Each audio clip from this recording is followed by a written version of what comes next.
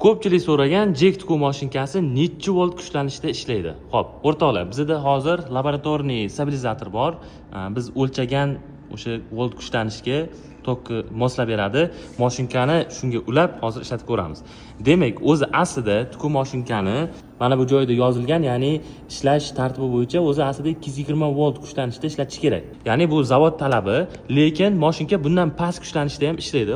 Hozir mashinkani 4000 оборотda pedalni oxirigacha bosgan holatda voltini pastga tushirib turib tikib ko'ramiz. Xo'p, qaranglar. Oxirigacha bosdim, tushirdim.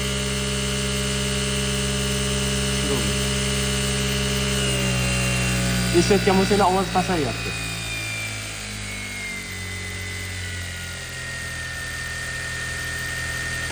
Mana ovozi pasayib bordi. Ya'ni bu degani просто tak motorni o'sha aylanish mощности sal pasayadi.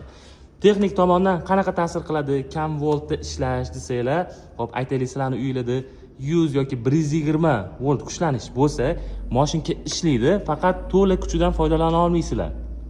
Agar sizlarda zakazlar ko'p bo'lsa, tez tikishinglar kerak bo'lsa, mashinka sekinroq tikadi. Chunki bu 220 voltda tikish kerak aslida.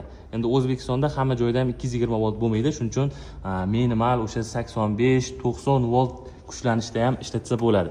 Ichida hech narsasi kuyib qolmaydi, buzilib qolmaydi. Agar 85-90 dan ham past volt bo'lsa, mashinka uchun zararli bo'lishi mumkin. Shuning uchun bu o'zini o'zi o'chirib qo'yadi va tikish iloji bo'lmaydi.